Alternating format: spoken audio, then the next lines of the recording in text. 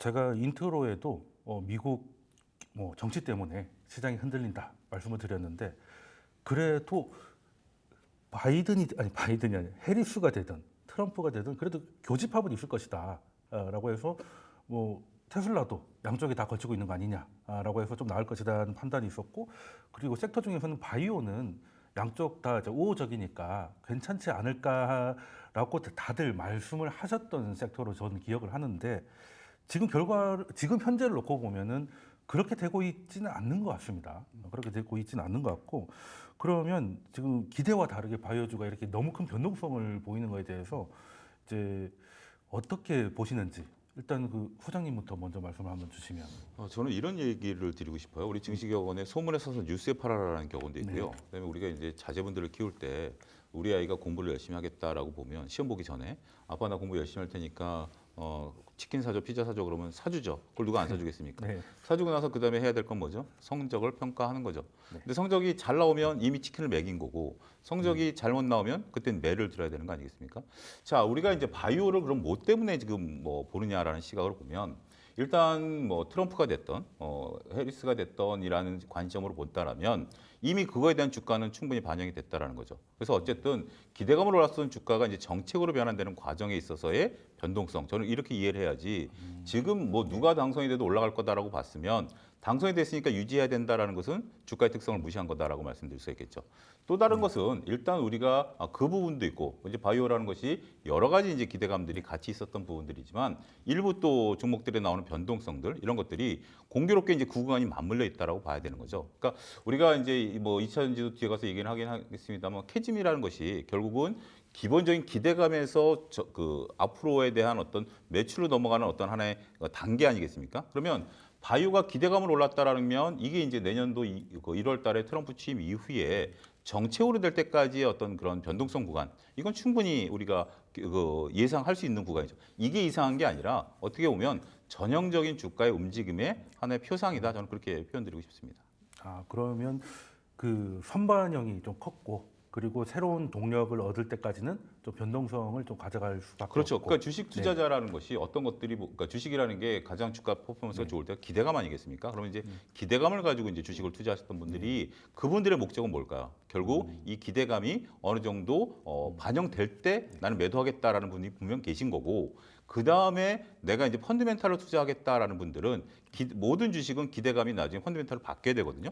그 영역으로 들어가는 거죠. 그러니까 지금 바이오를 만약에 미국의 대선과 관련해서라든지 아니면 그런 식으로 투자하셨던 분들이라면 그분들은 지금 매도를 하는 게 맞는 거죠. 하지만 내가 근본적으로 이 기업의 펀드멘탈을 유지한다라고 보면 그런 것들이 본격적인 정책이 나오고 수혜가 나온다라면 내년 초반이면 다시 한번 매수 기회가 충분히 가질 수 있다. 그렇게 그러면 표현하겠습니다. 최근에 선반영의 플러스에서 이제 그 정치적 모멘텀은 이제 재료가 해소가 됐고, 다음부터 이제 펀더멘털로 보시는 분들은 다시 기회를 잡으셔야 된다라는 말씀을 주셨고, 우리 이한수 대표님은 어떻게 생각하십니까?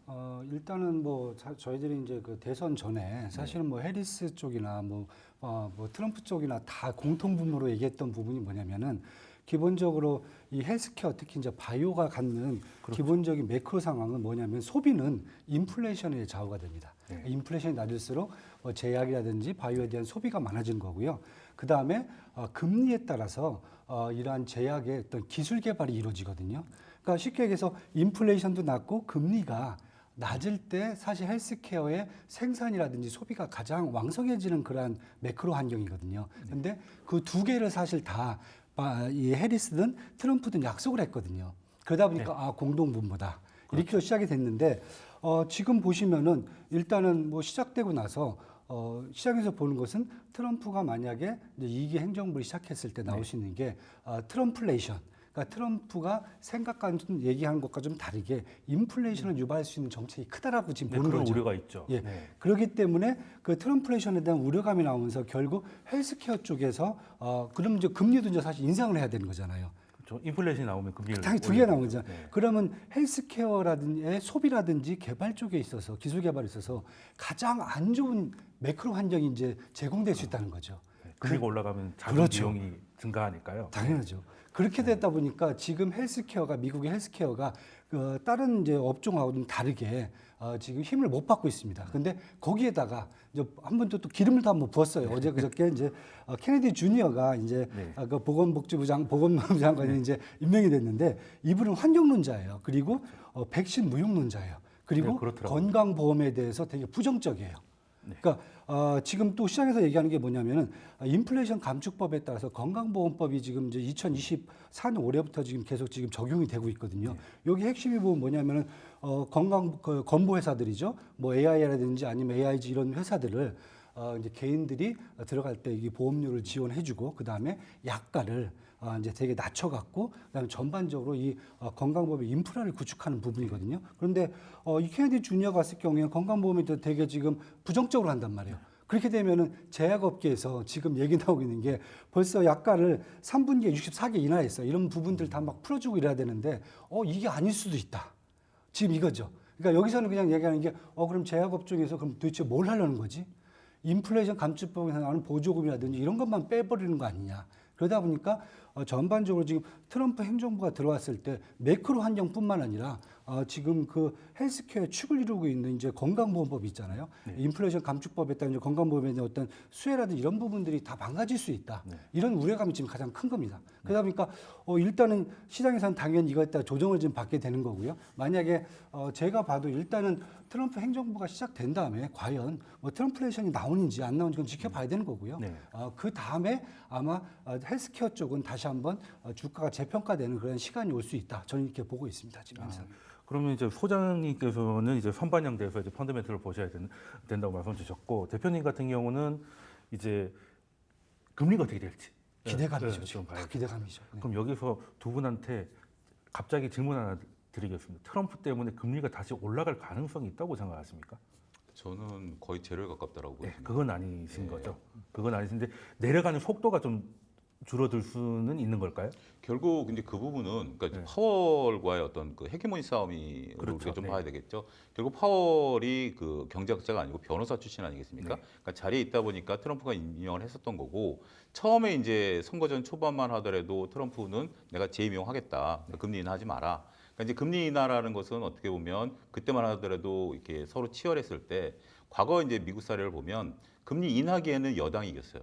여당이었다라면 해리스 쪽이죠. 네. 근데 그래서 이제 어떻게 보면 50bp를 때린 게 나름대로 정치적인 개념이다라고 보긴 했습니다만 어찌됐든 파월과 트럼프의 어떤 싸움과의 관계에서의 금리, 그 다음에 관세 정책에 따른 인플레이션에 따른 금리의 속도 조절론 이렇게 봐야지 이 금리를 다시 지금 여기서 올리겠다 이거는 뭐 네, 완전히 경제 예측과는 다르다 이렇게 말씀드리겠습니다. 이 트럼프가 아직은 파월에 대해서는 아직 발언을 아직 안 했죠. 그렇죠? 왜냐하면 그 카드는 지금 쓸 단계가 아니라 네. 지금 쓸 카드는 워낙 많은 상태고 임기는 2026년까지 보장돼 있는 상태이기 때문에 네.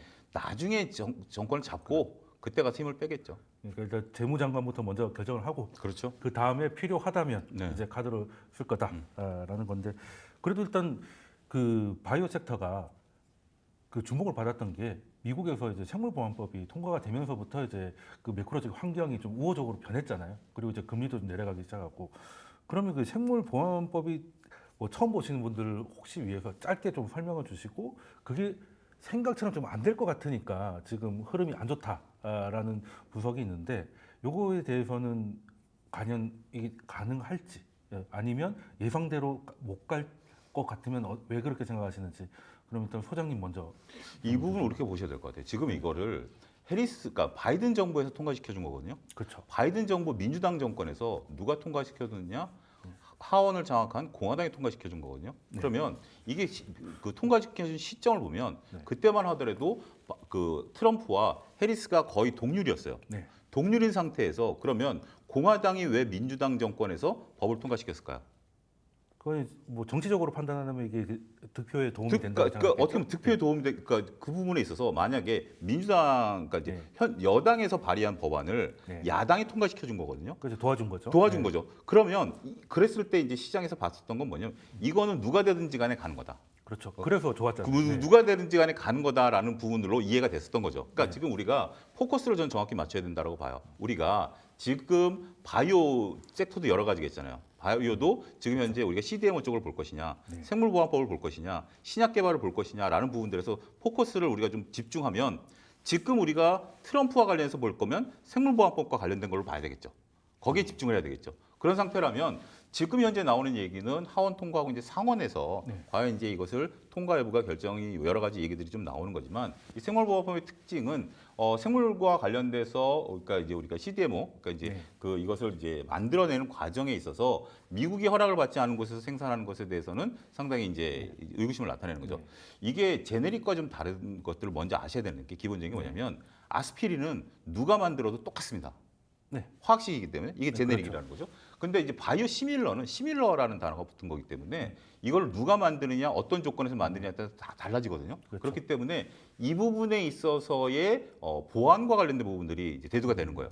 제네릭에 없었던 거죠. 그렇기 때문에 이 부분에 따라서 이 중국을 특히 이제 우시바이오를 이제 타겟을 한 거고, 요 법안이 발효됐을 때 주가가 어떻게 움직였냐? 우시바이오는 떨어지고 삼바가 올라갔습니다. 네. 그런 것처럼 지금 현재 이 법에 대해서 최종적으로 상원 통과가 남아 있긴 하지만 거기에 대해서 우리가 주가가 빠지기 때문에 통과에 대한 불확실성이다라고 보기에는 네. 이미 그 국가안보와 차원에서 보면 저는 그렇게 그런 건 좀 너무 앞선 얘기가 아니겠나 싶기도 합니다. 저도 그 소장님 의견에 동의를 하는 게 공화당 뭐 민주당을 떠나서 그 중국에 대한 그 견제를 할 때는 초당적인 협력이 그렇죠. 나오더라고요. 그게 미국의 특징 아니겠습니까? 네. 미국 서로 그래서- 싸우다가도 네. 예, 그런 그리고 거. 지금은 공화당이 다 우세해졌으니까 음. 조금 정치적 배경은 달라졌다 하더라도 중국에 대한 견제가 목표라면 통과가 될 가능성은 저는 좀 높다고 보는데 그러면 그 이현수 대표님께서는 이 지금 생물보안법에 대해서 우리 만약에 그게 중국을 견제하는 게 목적이고 사실이라면 우리가 얻을 만한 수혜가 좀 있다고 생각하십니까? 일단 어느 정도가 될 거라고 예상하세요? 국내에서는 있다라고 생각을 많이 하시더라고요. 근데 제가 보기에는 네. 별로 없지 않나. 아, 예, 일단 뭐 아까 말씀드렸잖아요. 사실 생물보안법 같은 경우 중국산 바이오 저가 그다음에 불안전한 제품으로부터 네. 미국의 소비자를 방어하기 위한 법이거든요. 네네네.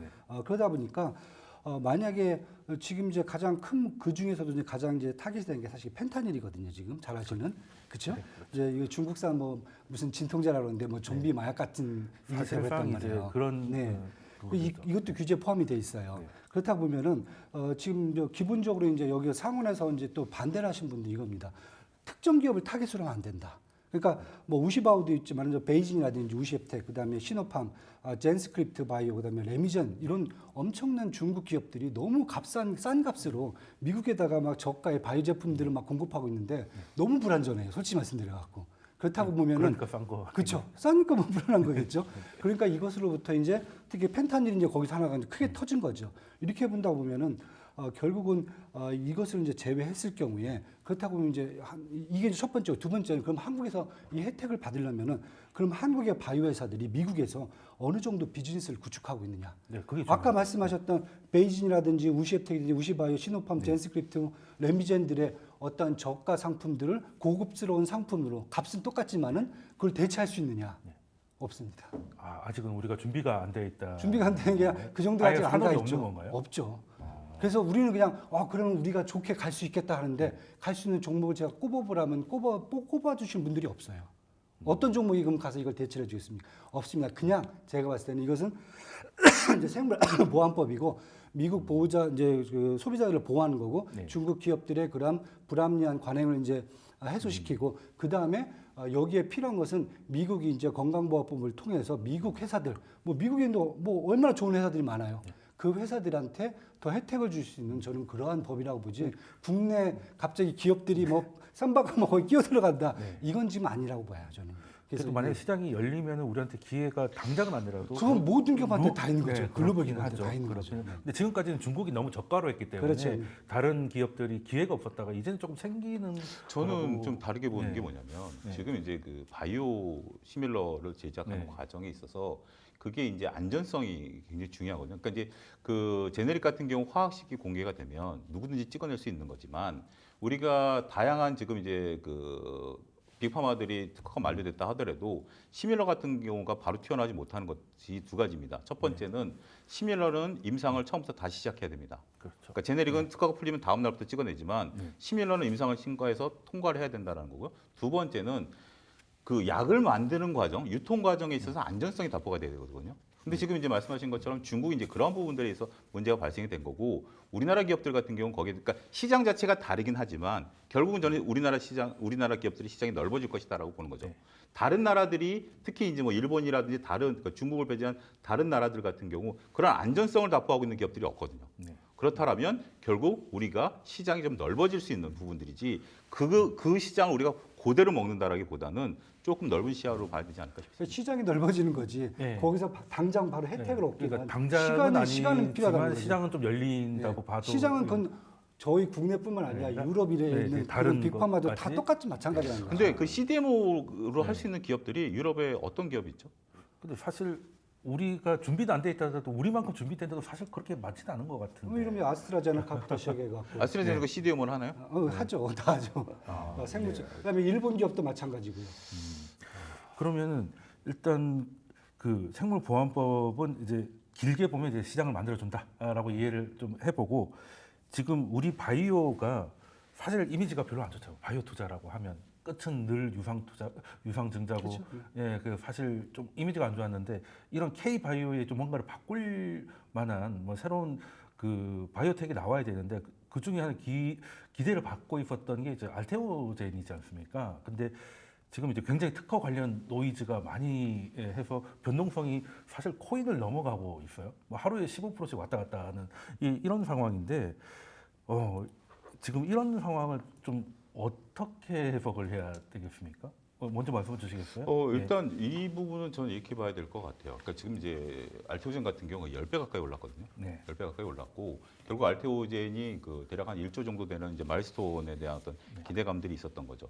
그 기대감에 대한 임상 3상에 대한 것들이 발표된 이후에 두 가지 확인되지 않은 악재가 동시에 그날 나온 겁니다.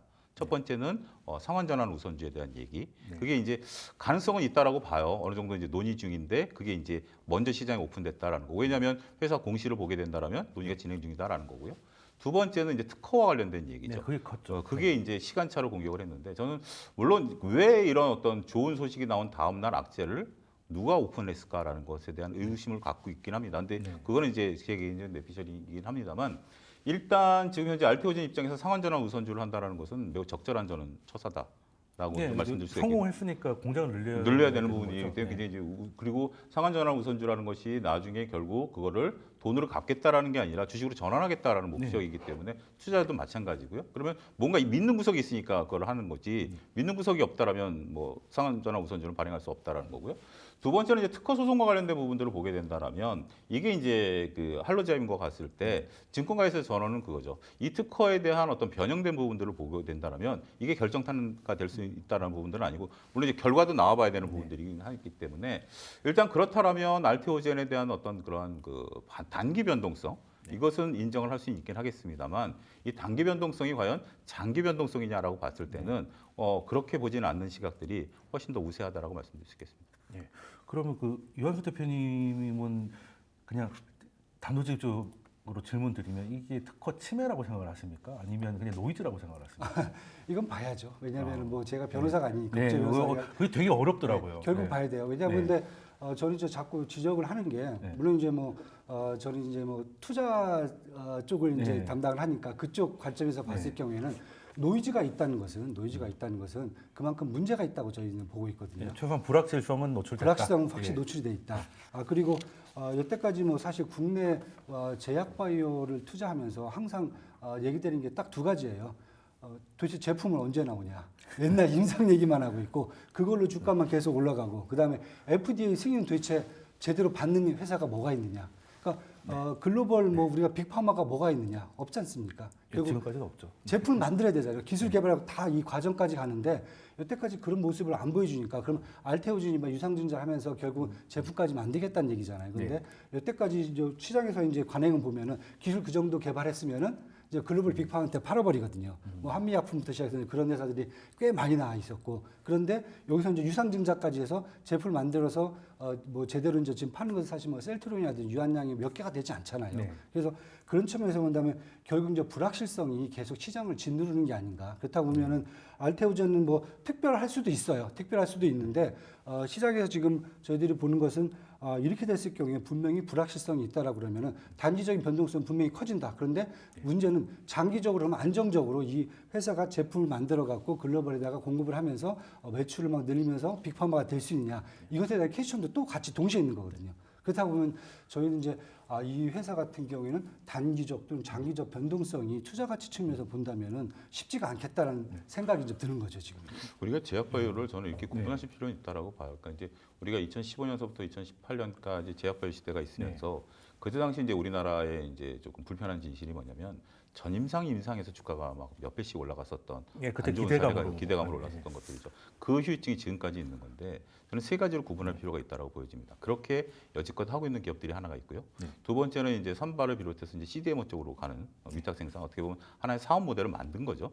이제 롯데도 따라가는 거고. 그다음에 세 번째는 기술 이전이죠. 그러니까 기술 이전이라는 게 지금 이제 글로벌 빅파마들의 그 상황들을 보면 과거에는 그들이 모든 걸 다 했어요. 처음에 전임상서부터 생산까지 다 했다가 이제는 그 바이오로 오게 된다라면 신약을 개발할 수 있는 가능성이 굉장히 낮아진 상태. 그러니까 비용 대비 효율이 굉장히 낮아지다 보니까 이들이 빅파마들이 하는 것들이 뭐냐면 일본, 중국, 우리나라, 인도 이런 데서 뭔가 똘똘한 것들이 보이면 거기서 이제 전임상서부터 이제 기술 이전을 받는 거죠. 그래서 그것을 역으로 보게 된다라면 우리나라에서 홀로 삼상까지 가는 것은 빅파마 눈에 안 들어갈 가능성이 높은 거죠. 그렇지만 지금 상태에서 기술 이전 계약이 들어갔다라 물론 이게 100%다 성공하는 건 아니지만 일단 우리가 학회라든지 컨퍼런스 가서 명함을 돌리고 하는 것들이 그들 눈에 들어가려고 하는 부분들인데 어느 정도 기술 이전이라는 얘기가 들어갔다라는 것. 일단 기술은 인정받는 거죠. 현재 상태에서 앞으로 추는데 그거에 대한 부분들을 놓고 본다라면 요거는 좀 우리가 구분해서 보면 조금 가능성에 대한 어떤 기대를 좀 높여도 되지 않을까 저는 그렇게 말씀드리고 저도 싶어요. 한국 바이오 산업이 그래도 점점 업그레이드 된다고 생각을 하는 게 아까 말씀하신 대로 예전에는 그냥 약을 개발하겠다고 했다가 그렇죠. 그게 이제 꿈깨가 되면서 이제 주가도 많이 하락을 했다가 이제는 이제 시밀러 쪽으로도 많이 가서 하나의 비즈니스를 만들었고 그리고 시총 4위가 3바가 된 것도 의미가 있다고 생각하는데 그리고 이제 에로 같은 것도 이제 수출 기술 이전 같은 것도 말씀하신 대로 완제품이 나올 때까지 매출이 없잖아요. 그러니까 그 기술을 팔면서 이제 현금 흐름을 발생시킬 수 있는 하나의 모델이 만들어졌고 여기에 대해서 이제 알테오젠이 이제 새로운 뭔가를 좀 보여주고 있는 것 같은데 하필 이제 에로에 관련된 게 특허다 보니까 이제 노이즈가 좀 생긴 것이고 사실 정말 바이오 투자가 어려운 게 이렇게 변동성이 나오는 건 자주 있는 일이잖아요. 근데 이게 노이즈 때문인 것인지 아니면 예전처럼 그 최고의 기대치가 있을 때 꺾이는 그런 이제 시그널인지 요거 판단이 사실상 좀 어렵기 때문에 이런 단기적인 변동성이 좀 나오지 않는가라는 생각을 하고 일단은 저는 짧게 생각을 하면 일단 머크사가 바보가 아니기 때문에 침해가 될 만한 특허를 그 돈 주고 사지는 않았을 것이고 그리고 지금 다들 아시겠지만 알테오젠이 한다는 게 그거잖아요. 링겔이라고 그렇죠. 하는 이제 정맥 주사를 우리 백신처럼 피하로 놓게 되면 제가 지인들 중에서도 암 환자분들이 계신데 그 항암제를 맞는데 엄청나게 오래 걸리거든요. 그래서 이제 대기실 이런 데까지 가 있는데 그것도 이제 피하로 하게 되면 굉장히 빨라지고 돈쌤이나 네. 저는 필요해요. 돈쌤이나 저는 우리 혈관 찾기 어렵거든요. 위험군이라서 그러니까 우리 살찐 사람들 혈관 찾기 어려운데 네. 피하지 보니까 엉덩이 같은 데 아무나 찌르면 돼요. 우리들은 그러니까. 이 약을 좋아해야 그러니까 되니까. 피줄 잡는다고 막 때리고 때려요. 하잖아요. 그거 안 해도 되고, 안 해도 되고. 그거 안 해도 되고 그리고 이제 가장 좋은 게 뭐 우리는 그냥 주사 맞는 거지만은 이제 실제 암 환자분들은 그렇죠. 그 정맥으로 났을 때 그 항암제 부작용이 너무 심하잖아요. 케모포트 심잖아요. 여기다가. 그러니까 부작용이 너무 심해서 투약을 많이 못 한다는 거예요. 근데 이제 피하로 놓게 되면 부작용이 낮아져서 그만큼 투여를 많이 할 수 있어서 항암의 효과를 기대할 수 있다. 이번에 그 다이큐 산케오가 가져간 게 이제 그 알테오젠에서 가져간 게 그거잖아요. 그런 것들을 보면 그 빅파마들이 바보는 아닐 것 같은데 근데 제가 보기에는 이제 그 수급도 좀 있지 않을까. 알테오젠 올해 10배 올랐지 않습니까? 그러니까 저는 그러니까 이거는 방송용으로 적절을 하는지 모르겠습니다만 같은 날 확인되지 않은 그러니까 이제 특허도 그렇죠. 소송이 끝나야 되는 거잖아요. 네. 특허를 더군다나 걸었다라는 것도 그렇고 더군다나 이제 그 우리가 상한전환 우선주라는 것도 그렇고 그게 이제 확정되지 않은 것을 왜 시간차를 두고 누가 발표를 했을까? 네, 그리고 고드만삭스 그 리포트 말씀하시는 것 같은데 거기도 전제예요. 자신들이 특허 침해 여부를 알 수는 없는데 그러니까 만약에 침해를 했다면 그런 식으로 친다면 지나가는 사람이 저 사람이 살인자인지 알 수는 없는데 살인자라면 잡아야 된다. 이 얘기인 거잖아요. 좀 그리고 세게 그날 얘기한다면. 우리가 이제 여기서 지금 이제 보면 또 한 가지 이제 그 뉴스가 나왔죠. 이대주주가 지분을 5% 이상 올렸다라는 거죠. 그러니까 현재로서는 일대주주가 우호 지분이 몇 프로인지 모르겠습니다만 20% 정도인 걸로 좀 확인되고 있는 상태이고 이대주주가 현재 지금 이제 그 5% 지분을 확보했는데 그분이 이제 과거에 이제 다른 데도 좀 말이 좀 있으셨던 분이에요. 네. 그래서 어떻게 보면 이게 주가가 올라가는 것을 조금 반기지 않는 분들이 좀 계신 게 있지 않을까라고 미뤄 짐작하지만 그건 이제 방송용 적절한 그분도 사실 근데 떨어졌을 때 지분 늘리셔가지고 그러니까 이제 그런 것들이 있긴 하겠습니다만 네. 일단 이렇게 보셔야 될 거예요. 그러니까 이게 딱 정확히 우리가 네. 과연 이게 팩트만 갖고 주가가 움직인 것이냐 아니면 여러 가지로 주가가 움직인 거냐는 모르겠습니다. 그건 모르겠지만 일단 주가 변동성이 있는 거고요. 네. 그렇지만 팩트를 놓고 보면 일단 우리가 단기 악재로 봤었던 상황들이 팩트이기보다는 일단 10배 가까이 올랐었던 것에 대한 변동성을 준 것은 사실이고 차익 실현 욕구는 있고 컸으니까. 근데 이제 우리가 그렇지만 돈생 같은 경우도 지나가는데 누가 흔들어 놓으면 뚱뚱한 사람들은 이게 자리 잡는 시간 오래 걸리잖아요. 이런 상황이에요. 그렇기 때문에 저는 이거 정말 좋게 보이거든요. 이거는 우리의 후생을 앞당기는 것 같고. 근데 시간 너무 서두르실 필요는 없을 것 같아요. 일단 좀 상황들을 좀 보고 네. 놓고 보고 해야 되는 부분들이고 말씀하신 것처럼 정말 저 여러 가지 또 우리가 이런 부분들을 좀 보셔야 될 것 같고 그 다음에 이제 이 소송이 걸렸다라면 일단 소송과 관련해서 부분들을 보면 회계적으로 봤을 때 알테오제는 보수적 회계 처리에 따라서 이걸 대손 충당금으로 잡아야 됩니다. 네. 가뜩이나마 적자인 회사가 이 소송 비용까지 대손 충당금으로 잡게 되면 이게 나중에 소송에서 이기면 환입되거든요. 그래서 이제 이게 더 개선되긴 하지만 일단 소송이 그 소장이 접수된 순간 그 분기에는 재무제표상에는 소송가액에 대한 그렇죠. 대손 충당금을 잡아야 되기 때문에 그런 부분들에 대한 재무제표 단기 악재도 우리가 고려해야 된다고 말씀드립니다. 그래서 타이밍과 노이즈가 일단 뭐 알테오전 적당히 같은 경우에는 계속 네. 이제 우리가 좋은 측면만 본다면 사실 또 그렇게 볼 수도 있어요. 네. 근데 투자를 할 땐 사실 이제 좀 뭐랄까 이제 긍정적인 측면뿐만 아니라 비관적인 측면을 그렇죠. 사실 이제 봐야 되는 게 마찬가지 맞다라고 좀 보여지고요. 사실 이제 알테오전만 놓고 뭐 좋은 쪽만 쭉 훑어가면은 사실 여기가 퍼펙트한 거거든요. 근데 이미 이제 HLB 같은 경우도 벌써 이제 7, 8월 달에 한번 사고가 났어요. 네, 사실 그랬죠. 예, 네. 뭐 같은 내용은 맥락은 아니지만은 네. 저 비슷한 컨셉으로 예, 주가만 지금, 봤을 때는. 주가 박살나고 또 뭐 주주들의 행동 이런 부분들이 이제 계속 문제가 되고 뭐 중국과의 뭐 이런 것도 막 문제가 되고 그러다 보니까 투자가들 입장에서는 알테오제인 그런 기술을 갖고 그렇게 했다라고 여태까지 계속 공시한 부분과 그다음에 실질적으로 지금 노이즈가 나는 부분을 감안한다 그러면은 그러면은 이 회사에 대한 어떤 신뢰성 이런 것들이 분명히 떨어지는 부분들이거든요. 그래서 저는 무조건 이제 100%를 저는 믿고 가야 된다기보다는 변동성은 받아들여야 된다. 지금 이 상황에서는. 그리고 이제 중요한 것은 주가가 많이 올랐으니까 그만큼 당연히 이제 변동성이 더 큰 거고요. 큰 거고 이것은 시간을 좀 갖고 지켜봐야지 바로 여기에서 결론을 내릴 수 있는 부분은 아닌 것 같다. 저는 이제 그렇게 보여지고 있습니다. 네.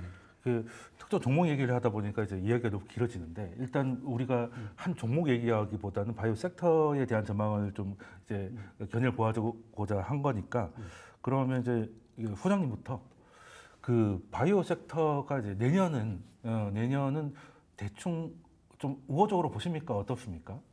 근데 우리가 이제 주식 시장의 특성을 보면 우호적인 해 다음 연도에는 변동성이 큽니다. 네. 그러니까 올해 같은 경우 상반기 때는 아무래도 하이닉스를 필두로 해서 HBM에 대한 관련주들 이런 것들이 움직이고 지금 변동성이 굉장히 극심하지 않습니까? 그 중간에 나온 제2의 HBM이 뭐였냐라고 했을 때 많은 분들이 작년서부터 바이오를 이제 끌었다가 바이오가 이제 올 봄부터 이제 움직이기 시작했다라고 보는 거죠. 그래서 삼바가 이제 100만 원을 뚫어주면서 어떻게 보면 황제주가 이제 반위로 올라왔는데 저는 내년에는 셈법이 좀 더 복잡해질 걸로 봅니다.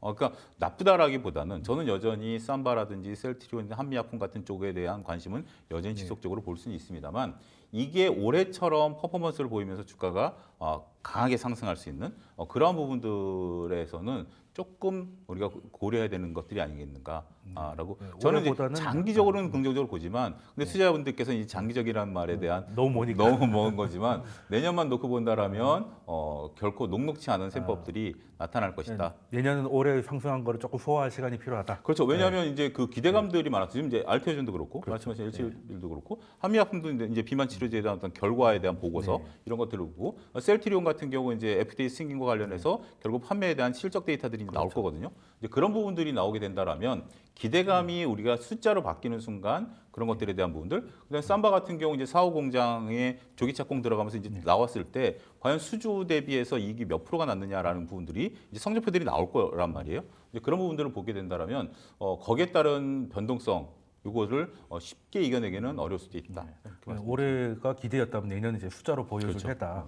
그래서 숫자에 따라서 변동성이 좀 커질 수 있다 말씀을 주셨고 이현수 대표님께서는 어떻게 저는 일단 전망하십니까? 뭐 내년 같은 경우 이제 제약바이오 쪽은 일단 올해에 이제 기억을 다시 더듬어서 네. 이제 새롭게 재평가하는 시간을 가질 수 있다. 그런 측면에서 본다면은 모든 제약바이오가 뭐 업종이 전체가 좋다라기보다는 네. 종목별로 확실하게 차별화가 이제 보인다. 그래서 저는 일단 뭐 가장 먼저 보는 데가 시장이 어려운 만큼 올해 같이 이제 매출을 보여주는 제약바이오 업체에 먼저 손이 갈 거다.